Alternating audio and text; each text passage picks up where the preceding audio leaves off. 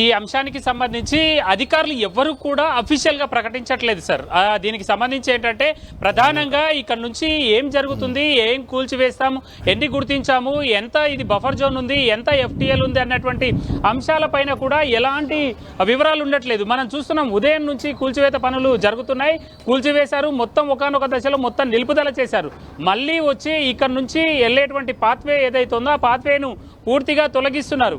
అవును, మీరు చెప్పినట్లుగా ఇప్పుడు నాగార్జున చెప్పేది ఏంటంటే కోర్టులో కేసు ఉంది కాబట్టి దాన్ని ఏ విధంగా కూలుస్తారు, కోర్టులో కేసు ఉంటే కూల్చడానికి అవకాశం లేదు. కానీ ఇందులో ఒక 2-3 అంశాలు ఉంటాయి. ఇది జిహెచ్ఎంసీ దగ్గర ఎలాంటి పర్మిషన్ తీసుకోకుండా నిర్మించినటువంటి నిర్మాణం కాబట్టి వాళ్ళు కొంత వేగంగా ముందుకెళ్లేటువంటి అవకాశం ఉంది. హైడ్రా సంబంధించినటువంటి జీవో 99లో కూడా నిర్మాణం అనుమతులు లేకపోతే దాన్ని కూల్చడానికి హక్కు ఉంది అన్నట్టుగా ఒక క్లాజ్ ఉన్నటువంటి పరిస్థితి ఉంది.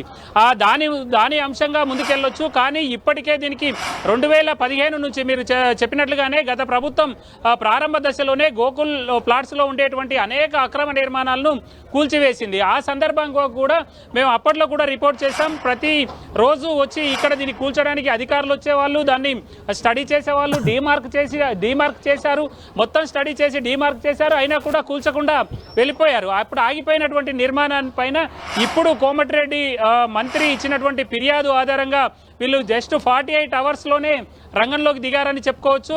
అయితే దీనికి సంబంధించి ఇటు హైడ్రా కమిషనర్గా ఉండేటువంటి రంగనాథ్ గడిచినటువంటి వారం 10 రోజులుగా కూడా ఎప్పుడైతే కూల్చివేతలు జరుగుతున్నాయో ఫోన్లో అందుబాటులో ఉండనటువంటి పరిస్థితి ఉంది.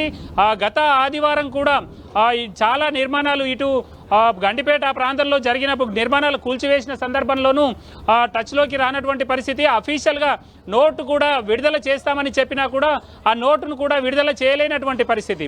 కాబట్టి దీనిపైన అయితే అఫీషియల్గా క్లారిటీ రావాలి. ఇప్పటి వరకు నాగార్జున ఇచ్చినటువంటి స్టేట్మెంట్ ప్రకారం మేమేదో చెరువును కబ్జా చేశాము, చెరువులోకి లేదా ప్రభుత్వ భూమిలోకి కబ్జా చేసి ఇన్నేళ్ల పాటు వ్యాపారం చేశాము అనేటువంటి అది బయటికి వెళ్తుంది పబ్లిక్లోకి. దానిని ఖండించడం కోసమే దానిని రాముడు ఒక పాయింట్ రైట్ మళ్ళీ రాముడితో మనం మాట్లాడదాం. ఆల్రెడీ కళ్యాణ్ మనం చూసాం, మీరు కూడా ప్రస్తావించారు, హైకోర్టులో నాగార్జున తరఫున న్యాయవాది ఆల్రెడీ పిటిషన్ కూడా దాఖలు చేశారు.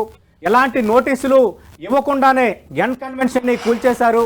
దీనిపైన ఆల్రెడీ స్టే కూడా ఉంది. కూల్చివేత చట్ట విరుద్ధంగా జరిగిందని నాగార్జున హైకోర్టును ఆశ్రయించారు. ఎన్ కన్వెన్షన్ కూల్చివేతపై సినీ నటుడు నాగార్జున హైకోర్టును ఆశ్రయించిన బ్రేకింగ్ మనం చూస్తున్నాం. ఉదయం నుంచి ఎన్ కన్వెన్షన్ కూల్చివేత అనేది సిటీలో హాట్ టాపిక్ అయిపోయింది. హైడ్రా దూకుడు ప్రదర్శిస్తున్న నేపథ్యంలో నాగార్జున లాంటి ప్రముఖ నటుడికి చెందిన ఎన్ కన్వెన్షన్ వైపు దృష్టి పెడతారా లేదన్న చర్చ జరుగుతున్న నేపథ్యంలో ఎన్ కన్వెన్షన్ దాదాపు కూల్చివేత సిద్ధమైన పరిస్థితుల్లో ఎన్ కన్వెన్షన్ కూల్చివేతపై నాగార్జున హైకోర్టుకు ఆశ్రయించారు. మరిన్ని వివరాలు అందించడానికి మా ప్రతినిధి సునీల్ సిద్ధంగా ఉన్నారు. సునీల్, హైకోర్టులో నాగార్జున తరపు న్యాయవాది పిటిషన్ దాఖలు చేశారు కదా, ప్రధానంగా ఏ అంశాలని ప్రస్తావించారు? అన్ని రైట్స్తోనే హైడ్రా ఈ స్టెప్ వేసిందన్న చర్చ ఒకవైపు జరుగుతోంది. రెండోది జిహెచ్ఎంసీ అనుమతి కూడా లేకుండానే ఎన్ కన్వెన్షన్ నిర్మించారన్న ఆరోపణ ఇప్పటికే ఉంది.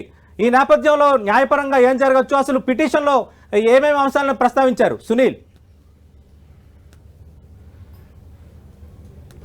రైట్, మరి కాసేపట్లో మాట్లాడదాం. సతీష్, ఒక్కసారి మనం రాముడితో మాట్లాడదాం. అంటే రాముడు, ఇప్పుడు చూస్తున్నాం మనం నాగార్జున హైకోర్టును ఆశ్రయించారు కదా, అంటే నాగార్జున ఊహించలేదా? ఎందుకంటే 2-3 రోజులుగా కూడా ఎన్ కన్వెన్షన్ కూల్చేస్తారనే చర్చ ఎప్పటి నుంచో ఉంది.